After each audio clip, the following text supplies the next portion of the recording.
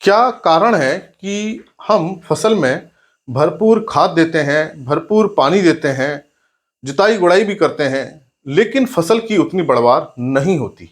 अक्सर ये देखने में आता है कि खेत को अच्छे तैयार करने के बाद हम पूरी खाद दे दें, यूरिया डाल दें, डीएपी डाल दें और हम पानी भी अच्छा दें, सिंचाई भी समय-समय पे करते रहें, लेकिन फसल की उतनी पैदावार नहीं हो पाती है। तो क्या ऐसा कारण है? आज मैं इसी पे चर्चा करूँगा।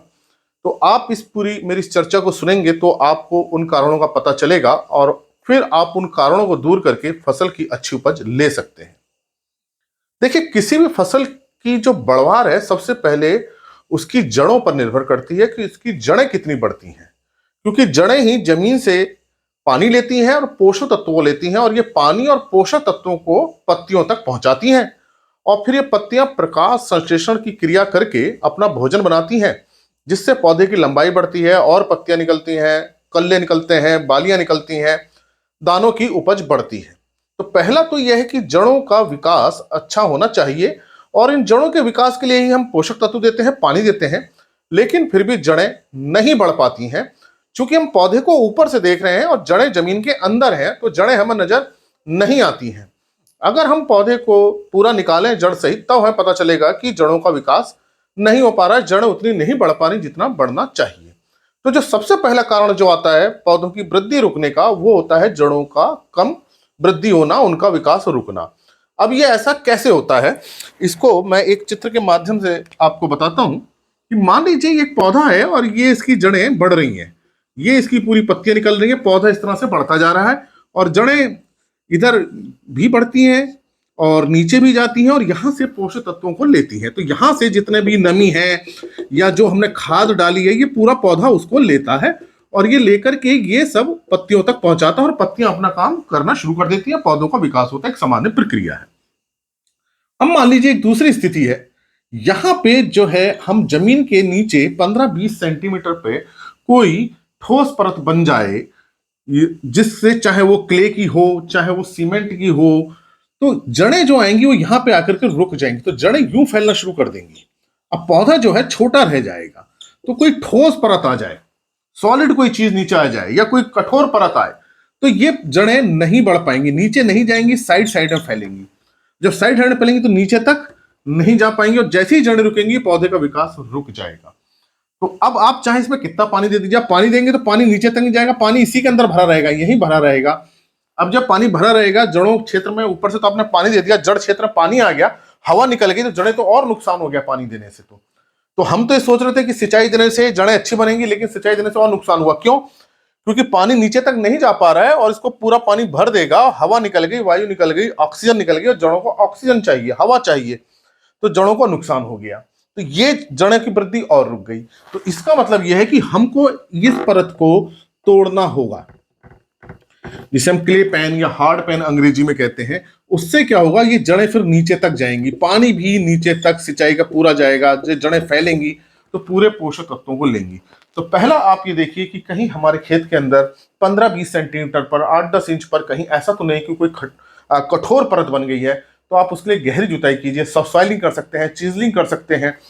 3-4 साल में एक बार इस तरह का काम कर लीजिए गहरी जुताई का, ताकि ये परत टूट जाए। तो पहले तो आपको यही करना है कि जमीन के अंदर हमें कठोर परत जो है, वो जो बन गई है नीचे 15-20 सेंटीमीटर पर, उसको तोड़ना है। 10-15 सेंटीमीटर पे तो नहीं बनेगी, थोड़ा नीचे बनेगी, अगर ऊपर भी बन रही तो भी उसको तोड़िए, क्योंकि हैरो जो है 10-15 सेंटीमीटर चलता है, वो अपना काम कर देता है, हैरो यहां तक तो कर देता है, लेकिन हैरो ज्यादा गहरा नहीं जाता।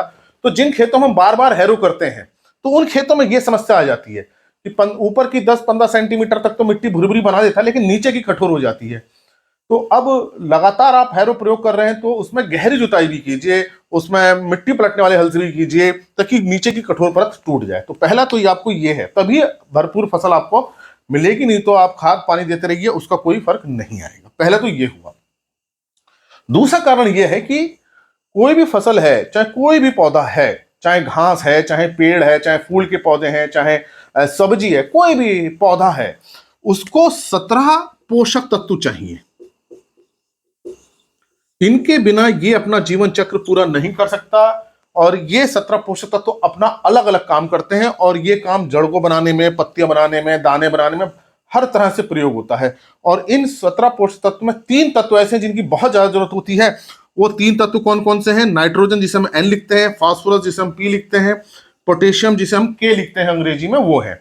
तो हम जो 3 तत्वों पर तो बहुत ज्यादा ध्यान देते हैं, खाद डालते हैं, नाइट्रोजन के लिए हम यूरिया डालते हैं, फास्फोरस और नाइट्रोजन के लिए हम DAP डालते हैं, फास्फोरस के लिए SSP डालते हैं, पोटेशियम के लिए MOP डालते हैं, तीनों खाद को एक साथ डालने के लिए हम NPK खाद डालते हैं। तो हम देखेंगे जो हमारी अधिकांश जो खाद हैं, जो रासायनिक उर्वरक हैं, वो क्या है? वो 2 या 3 तत्वों को दे रहे हैं। हम गंधक भी डाल देते हैं, सल्फर जिसे हम कहते हैं, गंधक भी डालते हैं, गंधक वाली खाद भी आती है, उसको भी डालते हैं।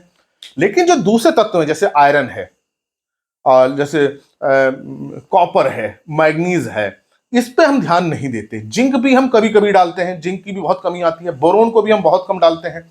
अब पौधे के अंदर मान लीजिए कमी आ रही है कॉपर की, जिसे हम Cu लिखते हैं, कॉपर जिसे हम जस्ता भी कह देते हैं, कॉपर है, Cu इसको अंग्रेजी में लिखते हैं।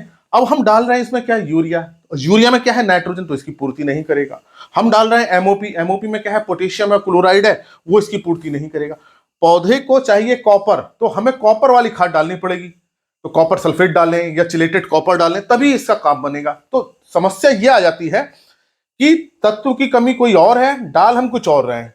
हम डाल क्या रहे हैं? या तो नाइट्रोजन, फास्फोरस, पोटेशियम, गंधक या जिंक डाल दे रहे हैं, जबकि कमी किसी और तत्व की है। तो जब कमी किसी और की है, हम डाल कुछ और रहे हैं, तो पौधे की वृद्धि नहीं होगी। तो आप चाहे कितना DAP डाल लीजिए, MOP डाल लीजिए, NPK खाद डाल लीजिए, कितनी सिंचाई कर दीजिए, पौधा नहीं बढ़ेगा, क्योंकि उसमें कमी हो रही है कॉपर की, उसको भूख है कॉपर की। इसी तरह से हो सकता है उसके अंदर मैग्नीज की कमी आ रही हो, मैग्नीज को हम Mn लिखते हैं। तो इसका और लेकिन इनकी क्या जरूरत क्या होती है? पौधे को कम होती है, लेकिन होती है। अगर ये कमी हो गई तो फिर पौधा रुका रहेगा। तो इनको सूक्ष्म पोषक तत्व बोलते हैं। जो नाइट्रोजन, फास्फोरस, पोटेशियम है, कैल्शियम, मैग्नीशियम, सल्फर, ये जो 6 हैं, इनको हम प्रमुख पोषक तत्व बोल देते हैं। या तो ये बाकी जो होते हैं उनको हम सूक्ष्म पोषक तत्व बोलते हैं। तो अब हमें ये देखना पड़ेगा किस पोषक तत्व की कमी आ रही है। सूक्ष्म पोषक तत्व की कमी आ रही है या प्रमुख पोषक तत्व की कमी आ रही है, जिसकी मात्रा ज्यादा चाहिए। तो वो हमें कैसे पता चलेगा? वो हमें पता चलेगा या तो हम मिट्टी की जांच कराएं या हम इस पौधे की जांच करें। अब इस पौधे की जांच कराएंगे, हम निकालेंगे, लैब में ले जाएंगे, हमें बहुत समय लगेगा, तब तक फसल की अवधि पूरी हो जाएगी, उसको कोई फायदा फिर नहीं होगा। तो बेहतर ये होगा जब आप बुआई करते हैं तो आप पहले अपनी मिट्टी की जांच करा लीजिए, क्योंकि इस मिट्टी के अंदर तत्व होगा वही तो पौधे के अंदर पहुंचेगा। तो अगर मिट्टी में जिस तत्व की कमी आ रही है उसी की आप खाद डालिए। जैविक खादों का प्रयोग कीजिए, गोबर की खाद का प्रयोग कीजिए। जो इस तरह की खाद होती है, गोबर खाद, उसमें सभी प्रकार के पोषक तत्व होते हैं। तो आपको ध्यान ये रखना है कि किस पोषक तत्व की कमी आ रही है। अभी जैसे मैंने बताया कमी आ रही है कॉपर की, डाल हम रहे हैं यूरिया, तो कोई फायदा नहीं होगा। इसी तरह से हम मान लीजिए कोई हार्मोन डाल दें, बाजार में बहुत सारे हार्मोन मिलते हैं, एंजाइम मिलते हैं, लोग उसका स्प्रे कर देते हैं। अब हार्मोन क्या काम करेगा? ऑक्सीजन क्या काम करेगा? जिब्रेलिन हार्मोन कुछ काम नहीं करेगा इस पे, क्योंकि कमी किसकी हो रही? कॉपर की। हम जिब्रेलिन डाल भी देंगे, ऑक्सीजन डाल देंगे, केवल लंबाई को बढ़ा देगा, उसमें फलियां नहीं आएंगी, उसमें दाने नहीं बनेंगे, बालियां नहीं बनेंगी, हमें लगेगा तो पौधा लंबा हो गया, लेकिन वो पौधे में पूरा काम नहीं कर रहा है। तो कमी हो रही है पोषक तत्व की। हम डाल रहे हैं कोई दूसरी खाद, हम डाल दे रहे हैं कोई हार्मोन, हम डाल दे रहे हैं कोई एंजाइम, तो कैसे काम करेगा? वो करेगा ही नहीं। तो इसलिए हमको मिट्टी की जांच कराना जरूरी है। तो आप 2 चीजों पर अगर ध्यान दे देते हैं तो हमें अच्छा लाभ मिलेगा। पहला कि आपकी मिट्टी की गहराई अच्छी होनी चाहिए, उसके अंदर कोई कठोर परत नहीं जमनी होनी चाहिए, गहरी जुताई कर दीजिए, नंबर 1। नंबर 2, आप मिट्टी की जांच कराइए, कोई पोषक तत्व की कमी तो नहीं है, उसी के अनुसार आप उर्वरकों का प्रयोग कीजिए, तो आपकी फसल को बहुत अच्छा लाभ मिलेगा। नहीं तो आप बेकार में ही अपना पैसा खराब करेंगे उर्वरकों के ऊपर। और ये कमी आजकल सूक्ष्म पोषक तत्वों की बहुत आ रही है, जिंक की कमी आ रही है, बोरॉन की कमी आ रही है, लोहे की कमी, आयरन की कमी आ रही है। तो इनके लिए उर्वरक उपलब्ध रहते हैं जिसका हम प्रयोग कर सकते हैं। तो हमको ध्यान ये देना है कि किसकी कमी आ रही है उसी को पूरा करना है। तो उससे ऐसा कर देंगे, कमी को पूरा कर देंगे, तो फसल से हमें अच्छा लाभ मिलेगा। इसी प्रकार की चर्चा सुनने के लिए आप इस चैनल के प्ले लिस्ट है कृषि किसान, उसमें मेरी चर्चा सुनिए। मैं ये कोशिश है, मेरा ये प्रयास है कि किसानों तक सही जानकारी पहुंचे, वैज्ञानिक जानकारी पहुंचे, ताकि उनको खेती में ज्यादा से ज्यादा लाभ हो और नुकसान कम हो। वही वो क्रियाएं अपनाएं जिसको पौधे को जरूरत है, फसल की जरूरत है। बेकार की ऐसी क्रियाएं नहीं अपनानी जिससे हमारा खर्चा बढ़ता हो, खेती की लागत बढ़ती हो और उत्पादन ना मिलता हो। तो ये प्रमाणिक जानकारी पहुंचाने का, वैज्ञानिक जानकारी पहुंचाने का मैं प्रयास कर रहा हूं। और इसी प्रकार की चर्चा सुनने के लिए आप कृषि किसान प्लेलिस्ट में जाके सुन सकते हैं। और लोगों के साथ भी इन वीडियो को शेयर कीजिए ताकि उनको भी सही जानकारी मिले। अगर चैनल सब्सक्राइब नहीं किया है तो सब्सक्राइब कीजिए। धन्यवाद।